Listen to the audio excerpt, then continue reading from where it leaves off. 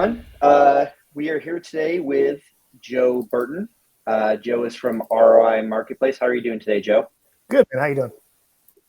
Not too bad, not too bad. Where are you located at again? Buffalo, New York, actually. I know a big mecca media capital of the world, but yeah, Buffalo, New York. Well, the big football capital for sure. That's wow, We're a hoping this lot is of our stuff's year, going man. on over there. Yeah, yeah. I think they got a shot, and then good to see that Hamlin is okay as well. So that was quite the scary scene. It was, yeah. It kind of shocked the community a little bit, but so that kind of brings people together. So it's been good for that, and the news of him being out of hospital and home is great, and onward and upward, right? Yeah, no, awesome, awesome indeed.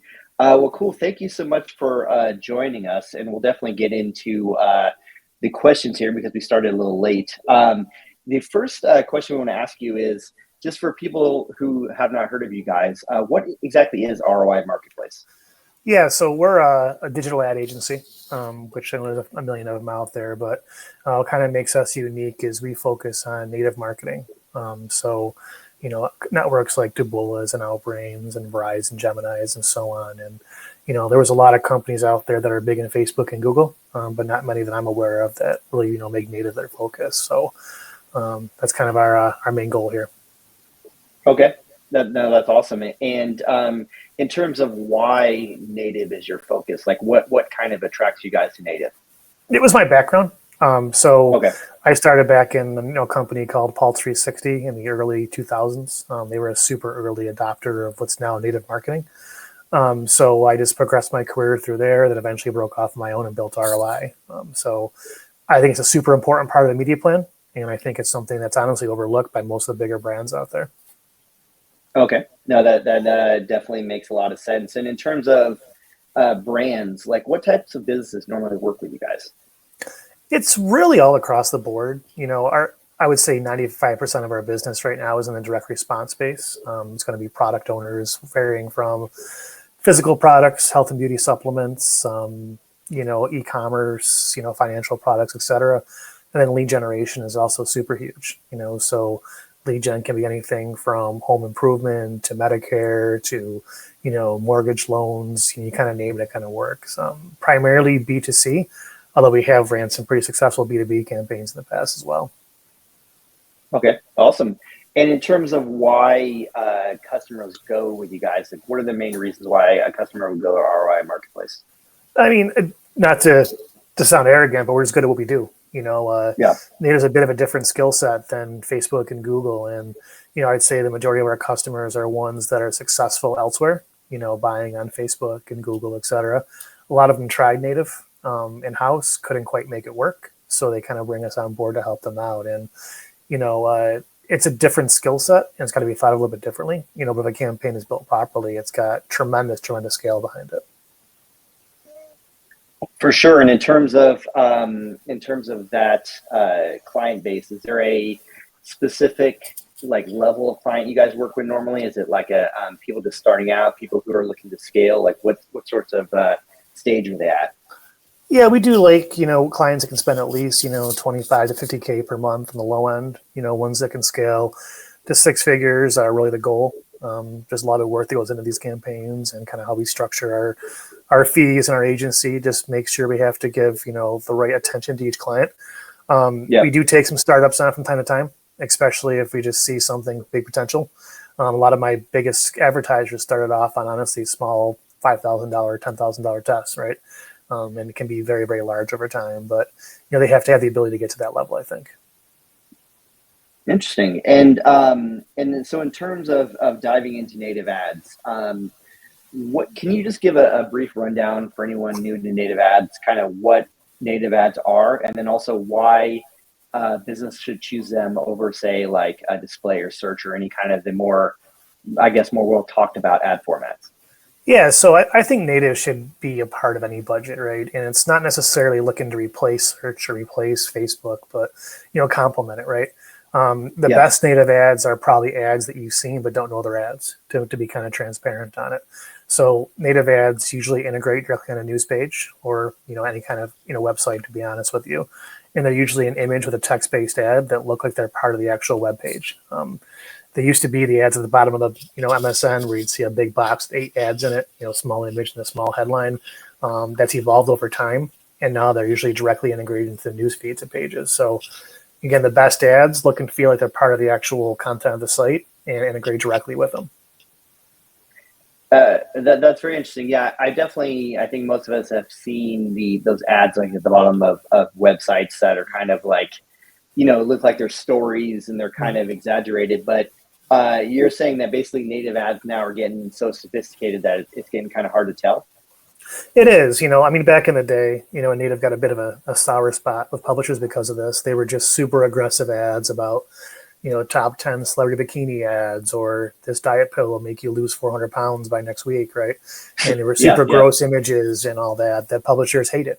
Now the biggest brands are really developing strong content strategies that, again, look and feel like they're part of the webpage, but are actually, an ad built into that. The super exaggerated, ugly image type stuff is really a thing of the past because, quite honestly, publishers don't want that stuff on the news page anymore. Probably never really did, but they definitely have taken a stance against it, and native has thrived because of that. And we're seeing even large brands are starting to adopt over to native.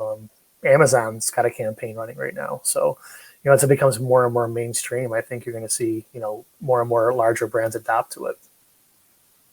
No, that's awesome. And in terms of like those kind of more developed sort of ads, would you say that maybe these advertisers are working with like, say, like a writing staff and things like that, like actually going into like basically full articles? Yeah, I mean, critical. So we have, we focus heavy on the content. So much actually launched an entire copywriting division of my company because I think copy is beyond the critical point of making native work. So a lot of the biggest mistakes I think people make is they just try to copy and paste their Facebook campaigns into a native strategy and expect it to convert the same. It's just different, right? Yeah. We're really doing more of a first touch attribution model where we're introducing usually the product to someone who hasn't seen it before. And you're also doing so while maybe they're checking their stock quotes, maybe they're checking the sports scores, right? So you're not really in that really engaged, mindset. The beauty about native is not only does it work on those day one conversions, I'm going to get a click, read the article, convert on my page. It's got huge down funnel attribution models. So things like branded search will increase dramatically. If you're selling products on Amazon, people are going to type your product into Amazon looking for better deals. And then of course, remarketing, right? I mean, if you're not, dropping pixels in all your pages and picking up sales on the marketing side of things, then you're probably making a big mistake. So, that's why I say it doesn't really replace search, doesn't replace, Facebook, but it's a great, complement to it. Yeah, it seems almost like it's like the funnel starter, so to speak. Like it gets the word out, it helps people discover products and kind of gets things moving. Yeah, it definitely can be. Again, you're going to get your day one sales, your day one leads. I'm not going to say this is all about, introductory cold traffic, right? But, we see just huge lifts all across the platforms. And, like display advertising, which is, something I did years ago, buying a 300 by 250 on a news page, that stuff is just dying quickly. People don't click on them anymore. Banner blindness is a real thing. The CPMs and these publishers are insane to even want to buy that. So native is quickly replacing that. So much so where I think you're going to see almost all display gone in the next few years, and it's all going to be integrated. Wow. No, I definitely can hear that. I mean, I think that I don't know what the click-through rates were last time I checked on display, but they were already bad even historically. And so now it's going to be even worse. It's crazy. In terms of native, are there specific verticals that native ads work better for? It's really across the board. I would say it's seasonal and it's topical because you think about kind of the general way things work. Like you wouldn't probably sell air conditioning units in the summer or the winter. You probably wouldn't sell heaters in the summer, right? I mean, it's obviously staying topical and staying seasonal. We saw last year, for example, with this possible recession hit in the U.S., investment campaigns went crazy. People looking to diversify their portfolios and find new ways to invest their money. Obviously, during COVID, we saw lots of campaigns that maybe weren't big at the time creep up and be massive. We had surgical masks being sold online, sanitation units, things that 3 years before that wouldn't even begin to have a campaign, right? And then really there's seasons behind things. Q1, you got to think People have got New Year's resolutions. They're looking to get healthy again. They're looking to drop weight. They're looking to invest their money. Q4, people are shopping, looking for obviously, holiday shopping deals. So it's anything across the board. And we've seen anything, again, from products right down to, B2B campaigns be profitable. Interesting. And yeah, that makes a lot of sense. And it kind of goes in sort of the flow of the traditional kind of affiliate marketing approach to a lot of these things in terms of the seasonality of it as well. Yeah, I mean, your affiliates know what's hot. They're obviously, knowing what time of year to push their products the biggest and which networks are going to have the hottest offers those times of years and all that. And it's the same philosophy, Again, it's just staying ahead of that and writing good content to kind of complement it. For sure. That makes a lot of sense. And kind of circling back to what you mentioned earlier about sort of the native has benefits beyond, just driving leads and sales. It can, help with brand discovery, brand awareness, and all these funnel events. So if you're in terms of like working with a brand, like why is tracking down funnel native ad performance critical? It's just looking at lifts, and the amount of times I've had discussions with clients where maybe we're running 10% over their target goal, right, on a CPA or a CPL or something. And they're getting a little bit itchy because, of course, we all want to see green across the board, and always come back with, well, how has Facebook been over the past 30 days? How has your branded search been? And it's always the same response. It's actually having a phenomenal month. Things are way up across the board. And it's like, well, yes, I know we're not getting credit for those sales, but you have to look at things in a holistic manner. I think any marketing campaign's an ecosystem. And you can't always look at everything in its own separate box and say, well, this is great and this one stinks, right? Because you all kind of work in tandem and together. So, we see uplifts of 10 to 50% increases in search on branded search campaigns. Again, like I mentioned, Amazon products are huge. People are going to do some research. And if they go to your page and they see your product costs $100, they might look for a coupon code to get it for 85. They might convert in a different point of the day. So, but I think you should have at some point, your funnel should have a native strategy behind it. That makes a lot of sense. And you mentioned, giving credit to different marketing channels. We're big fans of that Everflow as well. We know that it is an ecosystem and there's a ton of moving parts and everybody kind of plays their role, and you want to make sure that each part gets credit for their role in driving a lead or sale. And so in terms of that, in terms of giving kind of native its credit for what it does, are there specific events that you'd recommend that somebody tracks to sort of make sure that the effort that native ads are doing is contributing overall to the marketing efforts? Yeah, it's looking at your engagements for sure. Time on page, Google, obviously, analytics can be pretty beneficial here. Are people reading the article and making it down funnel? Is there some kind of cohort report that you can build out to prove which percentage are converting elsewhere? There's no perfect system out there for that. And I think that's really the next big move in industry is someone that can develop a strategy to show everything that you're doing and how it all feeds together. But it's looking at partials and email sign-ups. Are you monetizing those properly? So, good reporting is key. And again, the second someone develops a full circle strategy there, man, it's game on for the whole world, right? Yeah, no, that's super interesting. I think that it's a lot of businesses don't really realize that, how much this brand lifts and how much discovery native can do. And also it's very similar to influencers. So influencers are doing a lot of stuff with that in terms of introducing people to brands, like showing them a product they may not have known, and that sort of thing definitely deserves to get credit sent over that way. And so going on that note, you mentioned first touch attribution. So in terms of first touch attribution, like why is it so important to set that up for native ad campaigns? Well, I've read, anything between 3 to 5 touches on average where somebody makes a big decision on buying a product, right? So it's important to look at that and to make things super simple. I mean, just because I see an ad for the new burger at McDonald's, right? I may not drive out there immediately and buy that burger. I may see the ad a couple times, it may look a little bit better. I may stop when I'm out one day, but at some point in time, that seed's been planted. Native kind of works in that same way. And again, you do get that day one sale. I'm not saying like every click is a branded search click that you get nothing behind, but being able to determine how many of those first touches turn to more engagement rates. Like Maybe we drive a click on Monday, and maybe they see a retargeted ad on Wednesday. Maybe they see an ad on Amazon on Thursday, and they actually convert on Friday. But you started that funnel up with that first click from MSN's homepage, for example. Yeah, no, that definitely makes sense. And I think just to kind of circle back for anyone who may not be aware of what first touch is, and so essentially first touch attribution is where you give credit to the first time that a customer sees and interacts with an ad unit versus last touch, which is basically how a lot of platforms have it set up, where the credit is or the credit for a lead or a sale or what have you is given to the last affiliate that a user sees. So it definitely opens up some different issues with tracking, and especially in the terms of things like coupon poaching, where you could be running a native ad campaign, you could be doing an influencer campaign in the last second.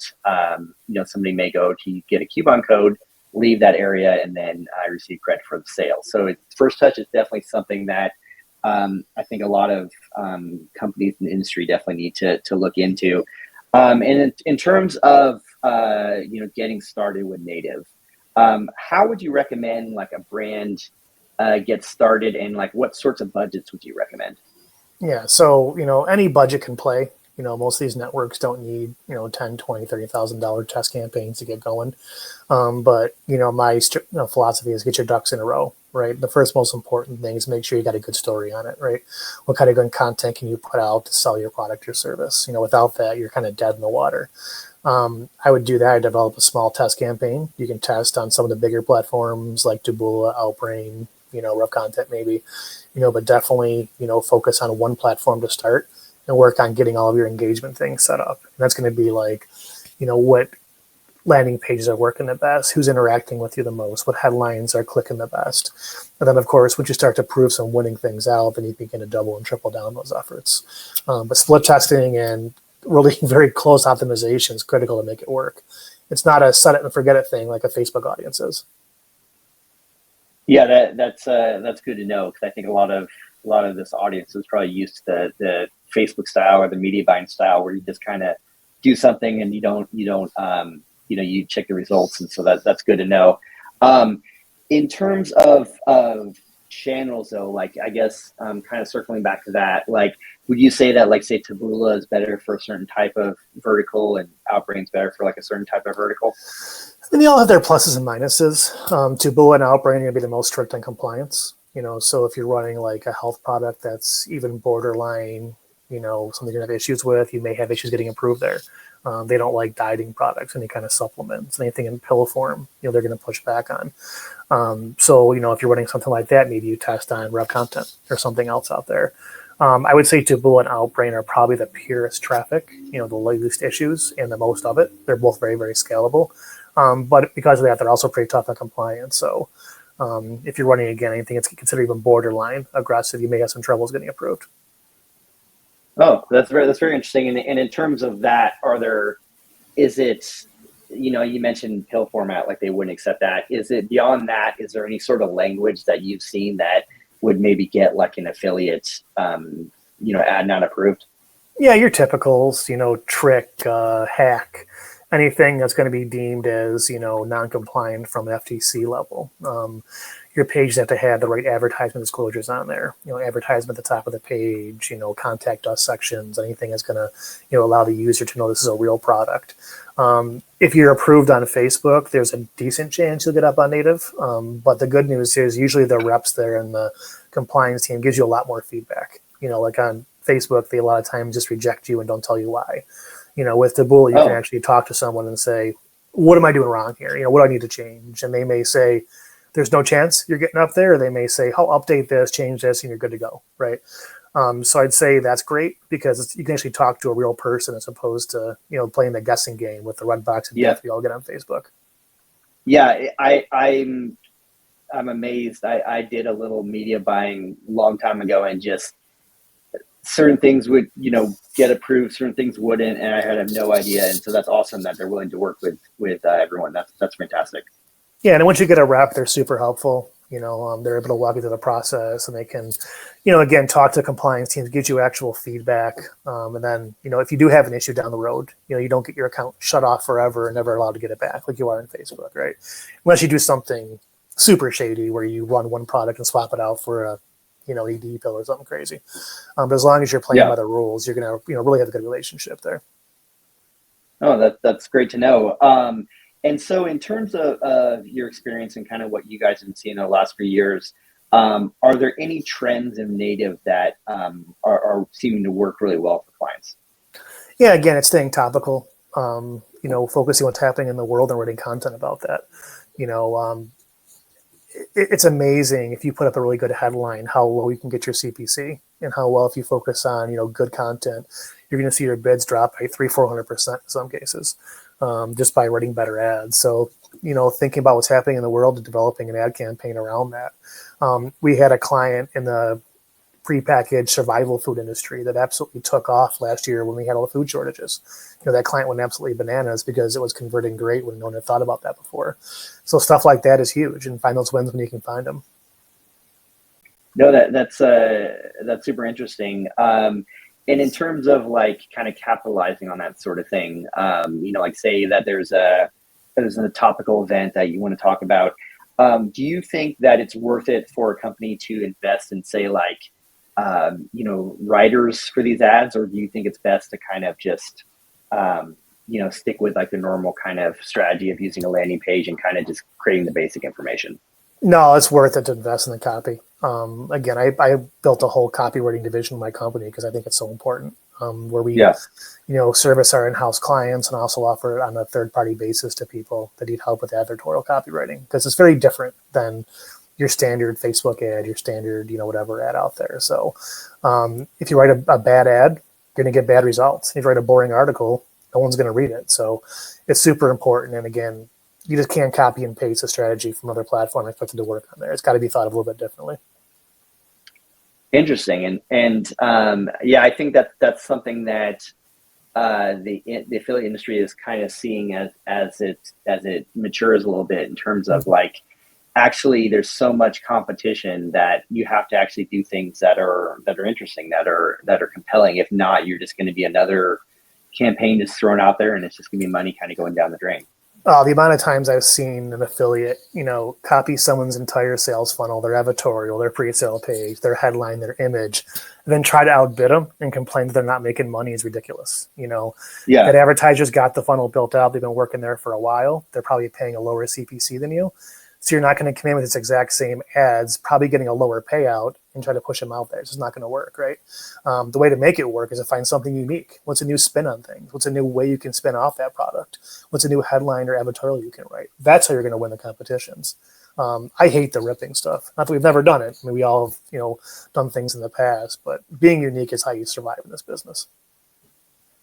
Yeah, I totally hear that. I think that is very similar in the lead gen space, in kind of traditional media buying with that, because you can rip something, but you can't replicate where they're at as far as their budgets, or where they're at with their creatives and things like that, as far as replicate the style and how they're doing it and why they're doing it. And there's more reason behind it. And going back to sort of the, you mentioned in terms of like, creating something that's interesting. Have you found that particular types of copy, I know you can't, it differs for each brand, but like, are there any particular styles that seem to work well? Like whether it's like, top 10 lists or questions, or any types of style that you've seen for copy that works well? I mean, obviously, sales 101 is, selling to a need, right? And creating that need within the user. So, running an ad that, if you're running an ad about, again, why you should invest in alternative commodities or something like that. Well, we want to talk about how the economy is taking a tank and stocks are shrinking, and here's why this other option is being good. Create a little bit of a scare tactic, within a consumer. Now, of course, you want to be misleading. That's the last thing in the world you want to do, because you're not going to have any customers that way either. But, creating some kind of need that you can then sell a product to. That's how all of our advertorials are built out. And it doesn't need to be super long and wordy. It can be a short page, but something that's going to draw that user in. And I can't, go back on that misleading thing enough. I mean, if you mislead people, they're not going to buy from you. And people can sniff that stuff out a mile away now. So running an aggressive ad about losing 400 pounds in 2 weeks on a diet pill, people know it's not real. So it's important to, really educate, sell to that need, then of course not mislead them. No, that's good to know. And yeah, I think that's interesting as far as misleading, because you don't want to, I could see like an affiliate wanting to really, we got to do whatever we can to get it, the attention, but you could risk a lot of stuff. I assume that, these companies like Taboola and Outbrain will, once they catch misleading stuff, they'll just ban your ads, I assume, right? Yeah, that's why I said, as long as you're playing by the rules, if you do something wrong, they're going to be working with you. You do something stupid, then you're going to get shut off, and in my opinion, it just shortens the lifespan of everything in our industry. And part of the reason we're all dealing with so many compliance issues as is because so many people were selfish up front, by running things that just didn't make sense. But consumers are getting smarter and they're researching things a lot more because they have been burnt by so many products in the past. So, you're much better off building a real brand and getting that repeat customer for years to come. Because it's great to sell something once, but selling to something for many times over many years is a much more profitable way to run a business. Yeah, and that makes a ton of sense, and we've seen that with coupon sites and review sites. Basically, you can kind of just throw some discounts up there and trying to get the quick money, but you want to develop a loyal audience and people who are willing to come back and see what you have to offer and build some trust. And so that makes a lot of sense. As far as being honest and being straightforward, that makes a lot of sense for sure. Yeah, we've got domains that we've ran for years that have their own Facebook pages built on them, and people come back to buy other products from us. We might sell them a gadget during the holiday season, and they convert on a home improvement loan in the summer because they know that our brand is actually something that's not going to mislead them. So other ways, you're going to get your domains banned, you're going to have flagging issues, you're going to have complaints, you're going to search your name and see tons of scams all over Google, right? I mean, that's no way to run a business, and it's not going to be a long-term way to stabilize. I've seen a lot of affiliates come and go in the years I've been in this business, and they've all been doing that. The same type of thing is, the super over-the-top aggressive, I don't care about my future, I want to make money today, and it's a really tough way to keep making money. Yeah, no, that definitely makes sense. I think that it's kind of the nature of the way affiliate marketing is and the audience, and it's changed a lot. And I think, as I mentioned before, it's maturing. I think folks are realizing that they wanted to stay in a long haul. They have to be more think about the future and more of a longer term strategy. So that's great that you mentioned that stuff there. In terms of so say somebody gets started with a native campaign and things are going well, what metrics should they check out to kind of pay attention to know that things are working well? I mean, step one is going to be engagement. Who's reading your editorial or your pre-sale page and going on to step two in your sales funnel. Ultimately, we're all going to judge campaigns based on some kind of CPA or CPL or something. But, having that step one dialed in is going to really help you see step two and step three be much more profitable.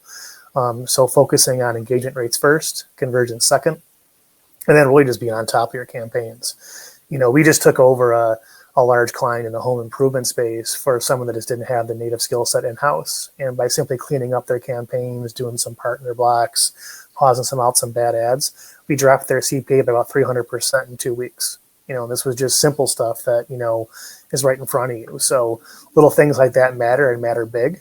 It's important that you're really, on top of these things every single day. You can't just set it and not check in every 3 days.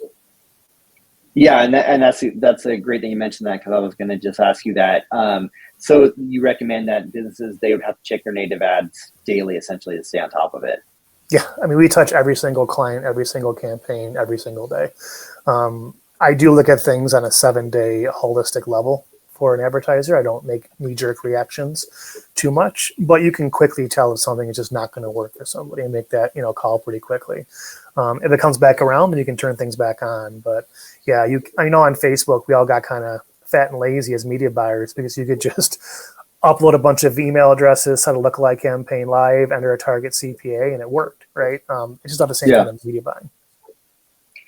Do you think, and I know you mentioned Facebook there, do you think that if somebody is like a traditional, Facebook media buyer and that's what their bread and butter is, do you think that they would have a hard time making the switch to native or bringing more native into their daily kind of offer promotion? Traditionally, yeah. We've seen a lot of people struggle with it. I'm not going to say it can't be done, but the reason that I'm in business is because people try it themselves and can't make it work, so they look at to hire somebody else to kind of do it for them. And my pitch has always been, if I can't do it 10% better than you can, I shouldn't even be in business, right? Because that's how we kind of structure our fees. So, but no, you can make it work. But traditionally, people do struggle to kind of migrate from one source to the other because it's a very different skill set, a very different frame of mind. It's got to be managed very differently. That's interesting. Do you think that like maybe there is a kind of traditional affiliate background that would be like lend itself maybe like, I guess maybe like a content affiliate perhaps would probably be the closest comparison? I think so. Yeah. I mean, good writers, good content guys, they tend to do pretty well here. People that can write good headlines or have someone write them for them, are always pretty big. Analytics are of course huge still, gauging CTRs, CPC rates, all that's pretty important. But yeah, I would say I'm more a content driven person. It's just it's a lot better. Okay. Yeah, no, that makes a lot of sense. And in terms of, getting started and like, if you could go back in time and tell yourself like, I wish I would have known this, like what are kind of the key sort of, I guess kind of things to avoid when starting. I know that you mentioned before, you don't want to exaggerate and you don't want to be like really out there just to try to get the clicks. But is there anything else that you want to avoid when you're starting out? Yeah, I would say, doing too many things at once. Pick one platform to start with and kind of watch that closely, right? Learn the ins and outs. Make decisions quickly. I think sometimes people get stuck on this dogma of we can make this work no matter what. We're going to, make that publisher convert. Well, sometimes it's just the writing is on the wall quickly, pause things quickly, and then you can test again down the road if you want to kind of, make another run at it. And then again, focus heavy on your content. Don't rip people's crap and try to make it work. It's not going to be good for you. There's just no long-term success there. No, that makes a lot of sense. Are there any sort of resources, I know besides you guys that you'd recommend somebody check out if they're willing to like see the how to write native or how to get started? Any places you'd recommend? Yeah, I mean, obviously there's a million YouTube videos out there. You can search my YouTube channel personally, or, there's a couple ones that focus only on native, which are great. Lots of great resources out there, lots of blogs. Taboola's got a blog, Outbrain's got a blog, etc. And there's a lot of great ad sniffing tools out there, like things like Anstrex and other ones where you can look in and see what people are writing, what's working out there, right? I'm not saying copy and paste them, I'm saying learn from them, see what kind of images and kind of headlines people are having convert the best, and use that to make something even better on your side. But there's a lot of free material out there. There's masterminds, of course, you can pay for, and there's all those as well. But a lot of stuff's out there for free if you look around for it. Oh, we also, on top of that, we run a Facebook group called Facebook Native Marketing Gurus. A lot of great people ask questions in there. You're welcome to sign up. Obviously, you can talk to me directly, or we can answer a ton of questions in the group setting. That's awesome, and we'll definitely share that with the replay because that's useful as well. In terms of success potential, like if you're a brand, like what types of results do you think you can see from native? Like, is it something that is an overnight kind of thing, or is it something that is gradual but steady? Like, what kind of results can a brand expect if they're doing it right? We've had both. We've had campaigns that we turn on day one. We spend $20,000 and things are great. We've had clients that have taken 3 to 6 months to get profitable, right, on a smaller scale. So as a whole, I would say it's not going to be as turnkey as Facebook might be. It's going to take some more work. If you put the work in, I mean, the long-term scalability is huge. I mean, you can't find a website, in my opinion, that doesn't have native ads on it anymore. Anything from small to large sites probably got some kind of native ads, interwoven on there. So there's billions of impressions out there worldwide, and they're really up for the taking.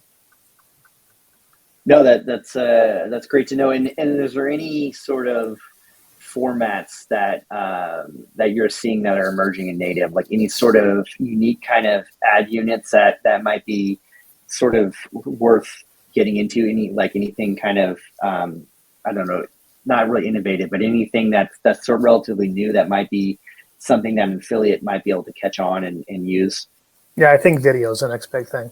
With the Okay. emergence of, this is a theory, it's not proven yet, but with TikTok and YouTube and Snapchat and all these short ads getting so big, we're seeing more and more platforms offer native as a video ad. And how it'll work is you're scrolling the page, a very small short video shows next to your headline, and from there on it's a pretty simple ad. So I think that it's going to get very, very big here this year. And if you had the capability to run video, I think you should get into it now because you can probably beat a lot of people to the punch. Well, that's good to know. And do you think that going in the social channels that native you can maybe a little more over the top? Yeah, I mean, you should work it all together. Absolutely. I think the social channels can really, integrate well with it. Again, things from simple remarketing strategies right down to cold traffic strategies. But come back to the whole ecosystem point. I think it's important to have all those cylinders firing and not just looking at one thing in its own bucket. Yeah, that makes a lot of sense. And as far as anything else with native, is there anything that you'd recommend that someone starting out with native, any sort of, I guess, imagery or anything like that you'd want to think about, or any sort of video styles that you recommend that would be more beneficial? Yeah, I mean, the old rule of thumb is your image is going to get your clicks and your headline is going to get your conversion, right? And it's important the two work together. So thinking about what people are going to want to click on, but not try to mislead them with some kind of crazy click-through ad. Obviously, if you run a super attractive girl in a bikini for a car insurance ad, you may get tons of clicks, but not actually any conversions, right? And that's, the rub of it. So it's important to stay topical with it. But imagery is huge. Small GIFs are coming into huge consideration right now, where it's a very small 101 megabyte click GIF image is huge. So put your time in and find something out that's going to do well, and you'll see a huge decrease in your CPCs. That's great. And in terms of that, is it would you recommend doing like a philosophy of the ad, or like what sort of thing, being very direct with the product, or like what kind of image styles would you recommend? Yeah, I mean, usually a product actual image won't click well, so you need to be a little bit more innovative than that. Obviously things like attractive people will click well. Offset images, black and white versus color can make a big impact. The use of the product can be big. If you're selling like some kind of gadget or gizmo, show an image of that product being used by somebody, as opposed to just a very basic, here's a product in a box type thing. So again, you got to think high CTRs, because the higher the CTRs, the lower your CPCs are going to be. But it's not always as simple as just putting, a logo up or something like that. Yeah, that's interesting. You almost want to have an image kind of showing allowing somebody to visualize how they would use the product. Yeah, that's big. So obviously, again, coming back to Q4 and gadgets, things like, you guys probably saw tons of people advertising like drones and, kitchen gifts, things like that. Well, show that product being used in a cool way, not just a picture of that product in a box, right? That'll click through way higher. Try making that black and white versus color. Try changing the color hue. Try offsetting it versus having it centered. Try maybe marking up the page in the right corner versus the bottom corner. Who knows? There's a million things you can test with, but everything's going to have either a positive or a negative impact on the click-through rate.